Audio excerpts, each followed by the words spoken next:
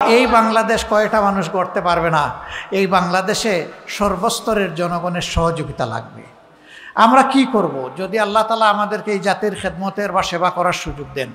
আমাদের ১ নম্বর দায়িত্ব হবে এই দেশের ভাঙ্গাচূড়া কোমর ভাঙ্গা শিক্ষা ব্যবস্থাকে ঠিক করা।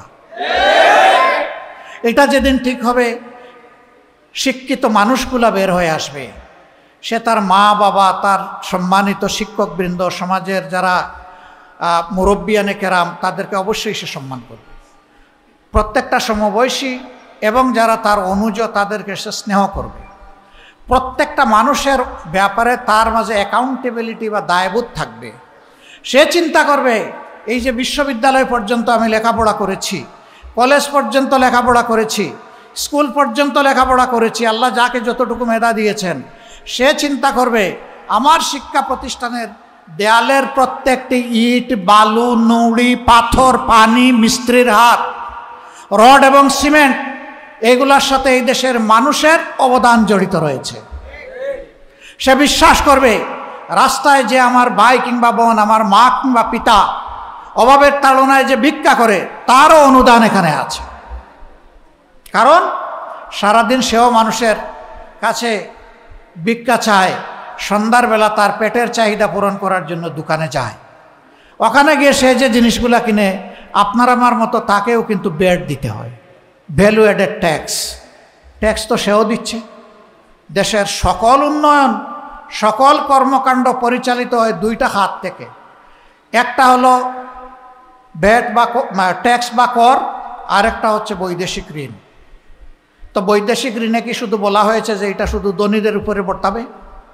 প্রত্যেকটা মানুষের উপরে ঋণের বোঝা সমানভাবে ডিস্ট্রিবিউট হয়ে যাবে। এমনকি আজকে যে দুধের শিশুটা জন্ম নিয়েছে, জন্ম নেওয়ার সাথে সাথে তার গাড়েও কিছু ঋণ চলে আসবে। অতএব এদেশের প্রত্যেকটা মানুষের অবদান হয়েছে আজকে আমার মানুষ হয়ে ওঠার পিছনে। আমি যেন এই মানুষগুলার ঋণ পরিশোধ করতে পারি, আমরা সেই শিক্ষাটাই মানুষের অন্তরে দেওয়ার চেষ্টা করব ইনশাআল্লাহ। তাহলে কোনো শিক্ষিত মানুষের দ্বারা কোনো সাধারণ মানুষের সম্পদ আর লুটপাট হবে না, নয়ছয় হবে না, তছনছ হবে না। দেশের সম্পদ লুট করে লন্ডার করা হবে না, এটাকে দেশের বাইরে পাচার করা হবে না, বিভিন্ন জায়গায় বেগমপাড়া গড়ে তোলা হবে না।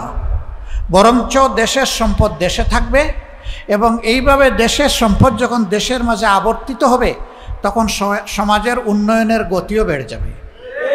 এখান থেকে সমস্ত মানুষ উপকৃত হবে।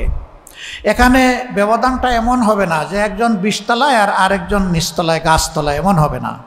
বরঞ্চ ব্যবধান কমে আসবে। প্রত্যেকটি মানুষ সম্মানের সাথে বসবাস করবে। প্রশ্ন করবেন, তাইলে এই দেশে কি কোনো গরিব ফকির থাকবে না? না, থাকবে না। হযরতে ওমর ইবনুল খাত্তাব রাদিয়াল্লাহু তাআলা আনহু, প্রিয় নবীজির শাসনের পরে তিনি ছিলেন 3য় শাসক। দ্বিতীয় ছিলেন আবু বকর সিদ্দিক রাদিয়াল্লাহু তাআলা আনহু। তৃতীয় ব্যক্তি হযরতে ওমর ইবনুল খাত্তাব রাদিয়াল্লাহু তাআলা আনহু। তার শাসনামলে রাজ্যের প্রয়োজন মেটানোর জন্য জাকাত নেওয়া হতো। এক সময় এটা সাফিসিয়েন্ট হয়ে গেল। লোকদেরকে বলা হলো, তোমরা ব্যক্তিগতভাবে চাইলে দিতে পারবা, রাষ্ট্রের কোষাগার এখন ফুলফিল হয়ে গেছে। এক ভদ্রলোক তার জাকাতের টাকা নিয়ে বের হয়েছেন। মরুভূমির দেশ, দীর্ঘ মরুভূমি পার দিয়ে ক্লান্ত হয়ে তিনি গাছের ছায়া দুপুরবেলা আশ্রয় নিচ্ছেন, ঘুমায় পড়ছেন। সেখানে তখন কেউ ছিল না। উটটি রশি দিয়ে শক্ত করে গাছের সাথে বেঁধে তিনি ঘুমায় পড়ছেন। মাথার নিচে জাকাতের টাকার পুটলা। ঘুম থেকে উঠে দেখেন তার পাশে আরেকজন ঘুমাচ্ছে। সেই লোকটা ধূসর ময়লা কাপড় নিয়ে ঘুমাচ্ছে, হালকা একটা বালিশে মাথা রেখে। তার অন্তর খুশিতে উজ্জ্বল হয়ে উঠল, ফুলে উঠল যে এতক্ষণে ঠিকানা পেয়ে গেছি, এখন ভার মুক্ত হতে পারবো। নিশ্চয়ই এই লোকটা অভাবী, তার চেহারা দেখে মনে হচ্ছে জাকাতের টাকা তাকে দিয়ে আমি মুক্তি পেয়ে যাব। তিনি বসে বসে অপেক্ষা করছেন। লোকটার যখন ঘুম ভাঙলো, সালাম দিলেন। সে লোক বলল, আপনি? বললেন যে আমি আপনার মতোই আল্লাহর এক বান্দা। আল্লাহ বোধহয় আপনাকে আমার জন্য ফেরেশতা হিসাবে পাঠিয়েছেন। বুঝলাম না আপনি কি বলতেছেন। কয়, ভাই আমি কিছু জাকাতের অর্থ নিয়ে কয়েকদিন ধরে ঘুরছি, কিন্তু কোনো ঠিকানা খুঁজে পাচ্ছি না, কারে দিব, কে নিবে, যারে বলি হেই নেয় না। এখন আপনাকে দেখে মনে হয়েছে আপনার হয়তো বা কিছু প্রয়োজন আছে, আল্লাহ এইভাবে আপনাকে দিয়ে আমাকে সাহায্য করছেন, আমাকে মুক্ত করবেন। কয় ভাই আপনার যে দশা আমারটা আরও খারাপ, আমি তো 15 দিন ধরে ঘুরতেছি, এই জন্য আমার চেহারার এই অবস্থা, আমার পুটলায়ও জাকাতের টাকা। That was the scenario. কেন হয়েছিল? সেখানে সমাজে ন্যায় বিচার কায়েম হয়েছিল। ন্যায় বিচার কায়েম হওয়ার কারণে প্রত্যেকটা মানুষ তার অধিকার না চাইতেই পেয়েছিল। এইভাবে একটা সমৃদ্ধ সমাজ গড়ে উঠেছিল, যেই সমাজে যে যতটুকু সম্পদের মালিক ততটুকু নিয়ে সে সন্তুষ্ট ছিল, আরেকজনের সম্পদের দিকে সে দৃষ্টি দেয়নি। আমাদের আফসোস, আমি সবার কথা বলছি না, কিন্তু সাধারণ মানুষ, সমাজের অতি সাধারণ মানুষ সমাজের বড় ক্ষতি করে না ভাই। এমনকি সিসকাচুর যারা, তারাও কোনো বড় ক্ষতি করে না, ডাকাতরাও অত বড় ক্ষতি করে না। যত বড় ক্ষতি হয় একজন শিক্ষিত মানুষের দ্বারা। সকল শিক্ষিত মানুষ না, কিছু শিক্ষিত মানুষের দ্বারা তাদের কলমের কুচায় জাতির কপাল এদিক থেকে ওদিকে ঢলে পড়ে। কেন? এটা ওই যে শিক্ষা ব্যবস্থা দুষ্ট হওয়ার কারণে। আমরা এমন শিক্ষা আমাদের সন্তানদের হাতে তুলে দিতে চাই, যেই শিক্ষায় তারা একদিকে মানবিক মানুষ হিসেবে গড়ে উঠবে, আর একদিকে দুনিয়ার সর্বোচ্চ একজন স্কিল দক্ষ মানুষ হিসাবে সে গড়ে উঠবে। সুতরাং শিক্ষা নিয়ে সে বেকার থাকবে না ইনশাআল্লাহ। আমাদের দ্বিতীয় এজেন্ডা, দেশটা দুর্নীতিতে ভরে গেছে। আমার ইচ্ছা হয় মাঝে মাঝে গাড়ি থেকে নেমে আমি আমার দোকানি ভাইদেরকে জিজ্ঞেস করি যে আমাদের দলের কেউ এখানে আপনাদের কাছে চান্দা চাইতে আসে কিনা। আমি দোকানের ভিতরে আড়ালে নিয়ে জিজ্ঞেস করি, আমাকে কানে কানে বলেন, কেউ শুনবে না। যদি ওই রকম কেউ থাকে তার নামটা শুধু আমাকে বলেন, বাকিটা আমাদের কাজ। আমার ইচ্ছা হয় আমি গিয়ে জিজ্ঞেস করব মানুষগুলোকে, সময়ের অভাবে পারি না। আমরা উন্মুক্ত আহ্বান দিয়ে রেখেছি, এরকম যদি কোনো দুর্বৃত্ত আমাদের নামে কেউ অপকর্ম করে মেহরবানি করে আমাদেরকে জানাবেন। আমরা কথা দিচ্ছি, আপনি খুশি হয়ে যাবেন, এমন ব্যবস্থা আমরা নিব ইনশাআল্লাহ। সম্মানিত ভাইরা, এই দুর্নীতি কি শুধু চাঁদা? এই দুর্নীতি রাষ্ট্রের সকল পর্যায়ে। এই দুর্নীতির বিরুদ্ধে আমরা যুদ্ধ ঘোষণা করেছি। আমাদের এই লড়াই দুর্নীতি একেবারে মিনিমাম লেভেলে না আসা পর্যন্ত আমাদের লড়াই অব্যাহত থাকবে। কিন্তু আমাদের লড়াইয়ের উদ্দেশ্য মিনিমাম রাখাও নয়, নির্মূল করা। এটা আমরা জানি একদিনে হবে না। আমরা জানি কাদের বিরুদ্ধে এই লড়াই হবে। আমরা জানি আমাদের সামনে হিমালয় পর্বত দাঁড় করায় দেওয়া হবে, কিন্তু আমরা তাদেরকে সুসংবাদ দিয়ে বলতে চাই, কোনো হিমালয় পর্বত আমাদেরকে থামাতে পারবে না ইনশাআল্লাহ। আমাদের 3 নম্বর কাজ, এই সমাজে ইনশাআল্লাহ গরিব ধনী সকল ধর্মের মানুষ, নারী পুরুষ সবার জন্য আমরা ন্যায় বিচার বা সামাজিক সুবিচার নিশ্চিত করতে চাই, এবং এইটা আল্লাহ তাআলার ইনসাফের বিধানের ভিত্তিতে। এই জন্য আমাদের প্রতীকটাও দাড়িপাল্লা। এটা নিয়ে যা যুদ্ধ করেছি এটা পাওয়ার জন্য, এটা তো কেড়ে নিয়েছিল আমাদের কাছ থেকে, আপনারা জানেন। আমরা এই ইনসাফের প্রতীক আমরা ছাড়ি নাই, আমরা ছাড়বো না ইনশাআল্লাহ। আমরা ওয়াদা দিব এই প্রতীক হাতে নিয়ে যে সমাজে আমরা সুবিচার কায়েম করব। ধনী গরিব সবাই সমান। ধরে নেন যে আমাদের কেউ প্রধানমন্ত্রী হয়ে গেলেন, প্রেসিডেন্ট হয়ে গেলেন, তিনি অপরাধ করলে তাকেও আইনের আওতায় আনা হবে ইনশাআল্লাহ। যে অপরাধে সাধারণ মানুষকে আনা হয়, একই অপরাধে কোনো ইম্পিউনিটি তিনি পাবেন না, কোনো দায় মুক্তি পাবেন না, তাকেও আইনের আওতায় আনা হবে ইনশাআল্লাহ। তিনি যদি দোষী প্রমাণিত হন, তিনি শুধু রাষ্ট্রের দায়িত্ব হারাবেন না, তিনি একজন ধিক্কৃত ঘৃণিত মানুষ হিসাবে জাতির সামনে প্রমাণিত হবেন। এই যখন ন্যায় বিচারের ভিত্তি থাকবে, তখন অন্যায় করা কারো পক্ষে অত সহজ হবে না। আমরা এই ন্যায় বিচারটা সবার জন্য নিশ্চিত করার পক্ষে। আল্লাহ যেন তৌফিক দান করে। আমাদের 4র্থ কমিটমেন্ট, আমরা আল্লাহ ছাড়া কারো কাছে মাথা নত করব না।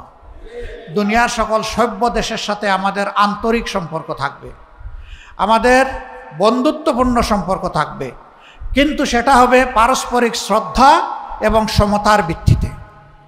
আমরা কারো আধিপত্য আমরা মেনে নিব না, কোনো হেজিমনি আমরা স্বীকার করব না। এখানে আধিপত্য একমাত্র আল্লাহ রাব্বুল আলামিনের, যিনি আহকামুল হাকিমিন, তার ছাড়া আমরা কারো আধিপত্য মানব না। বাংলাদেশকে অতীতে যারাই যা করেছেন, ফরগেট অ্যাবাউট, কিন্তু আগামীর দিন ইনশাআল্লাহ বাংলাদেশ হবে আধিপত্যবাদ মুক্ত ইনশাআল্লাহ। আমাদের 4র্থ বিষয়, একটা দেশ যখন চলে তার একটা অর্থনীতি থাকতে হয়। সেই অর্থনীতিতে ব্যাংক, বিমা সেক্টর, কর্পোরেশন অনেক কিছু থাকবে। তার পাশাপাশি মিল, ফ্যাক্টরি, বিজনেস, ইন্ডাস্ট্রি থাকবে। এই খাতে এখন কোনো শৃঙ্খলা নেই, শুধু লুটপাট আর অনিয়ম। এই খাতে ইনশাআল্লাহ আমরা শৃঙ্খলা ফিরিয়ে আনব। আমরা বিনিয়োগকারীদের জন্য এমন পরিবেশ দিব, কোনো জালিম গিয়ে তাদেরকে থ্রেট দেওয়ার সুযোগ পাবে না, গিয়ে চাঁদা চাওয়ার দুঃসাহস দেখাবে না। যদি সে দেখায় তার হাত অবশ করে দেওয়া হবে ইনশাআল্লাহ। সবাই ক্ষুদ্র দোকানি থেকে, মুদির দোকানি থেকে শুরু করে বৃহৎ শিল্প কারখানার মালিক যারা হবেন, তারা সম্মান এবং নিরাপত্তার সাথে তারা তাদের ব্যবসা পরিচালনা করবে। বিদেশিরা যারা এই দেশে বিনিয়োগ করতে আসবে, তাদেরকেও সেই একই সম্মান এবং একই নিরাপত্তা বিধান করা হবে ইনশাআল্লাহ। কারণ এখন বিশ্বে চলতে হলে পরস্পরের সহযোগিতা লাগবেই। আমাদের দেশ ছোট, মানুষ প্রচুর। এই দেশটা উৎপাদনের জন্য খুবই উর্বর একটা জায়গা, উপযুক্ত একটা জায়গা। শুধুমাত্র দুষ্ট রাজনীতির কারণে বিদেশ থেকে মানুষগুলো এখানে এসে বিনিয়োগ করার সাহস পায় না।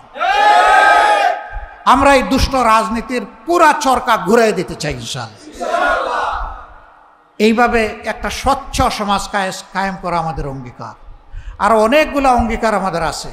অনেকে যখন বিভিন্ন জায়গায় যায় তখন বলে যে আমাদের একটা খেলার মাঠ নাই, একটা পার্ক নাই, এই ড্রেনটা এইভাবে মজে পচে দুর্গন্ধময় হয়ে গেছে, এটা দেখার কেউ নাই, সড়ক ভেঙে টুকরা টুকরা হয়ে আছে, এটা রিপেয়ার করার কেউ নাই। আপনারা মেহরবানি করে একটু দেখবেন। কিসের মেহরবানি রে ভাই? আপনার মূল্যবান ভোটের আমানত যে নিবে, যে কবুল করবে, এটা মেহরবানির ব্যাপার নয়, এটা তার চৌকিদারের ব্যাপার। এ দায়িত্ব তাকে পালন করতে হবে। এই দায়িত্ব পালন করার মানসিকতা যার নাই, জনগণের ভোট চাওয়ার অধিকার তার নাই। মেহরবানি কেন? এটা আপনার ডিউটি।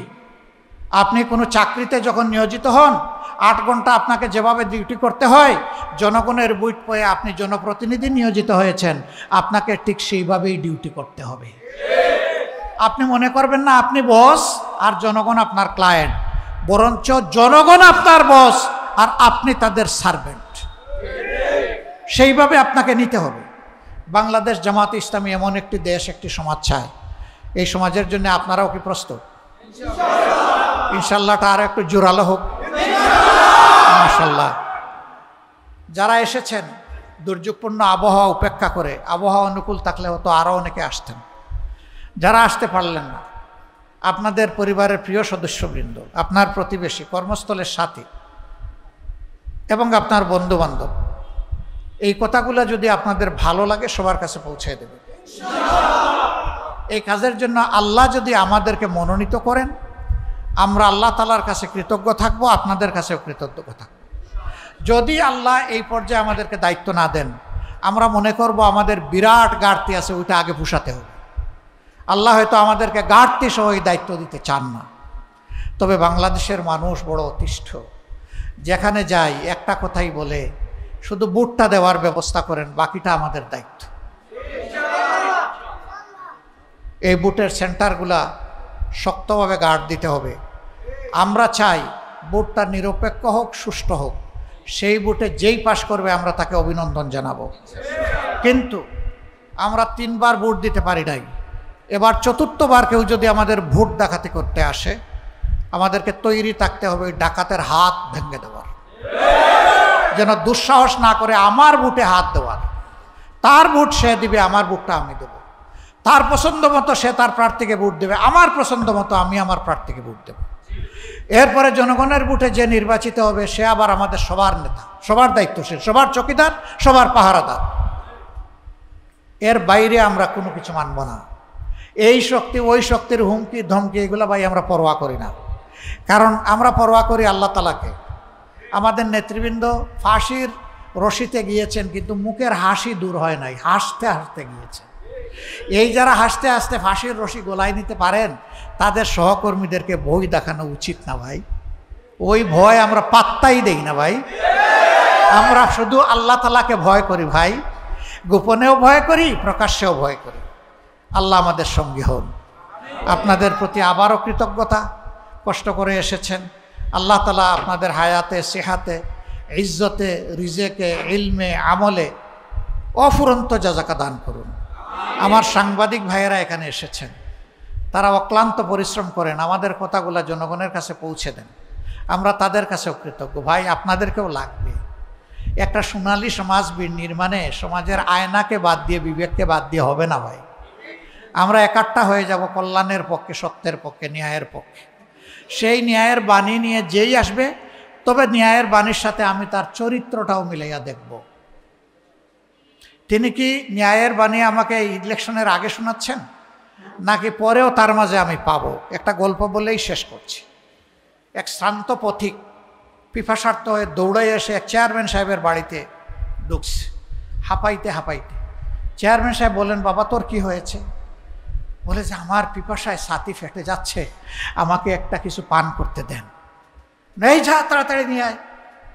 তার আর্দালি পুরা ভর্তি জগ পানি নিয়ে আসছে, একটা গ্লাস নিয়ে আসছে, সামনে রাখছে। এখন আর ওই পিপাসার্থ পথিক একবার জগের দিকে তাকায়, একবার গ্লাসের দিকে তাকায়, কিন্তু হাত আগায় না এবং পান করে না।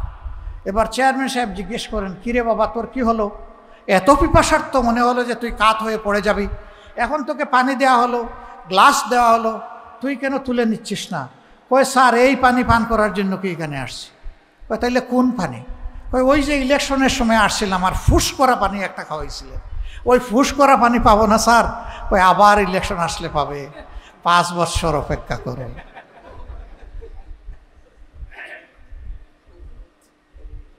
আমরা ওই ফুস করা পানি এখনো খেতে চাই না, তখনও খেতে চাই না। 12 মাস প্রতিদিন 365 দিন যেই পানি পাওয়া যাবে সেই পানি সমানভাবে ভাগ করে খাবো ইনশাআল্লাহ। আপনাদের সবাইকে মোবারকবাদ। আসসালামু আলাইকুম ওয়া রাহমাতুল্লাহ।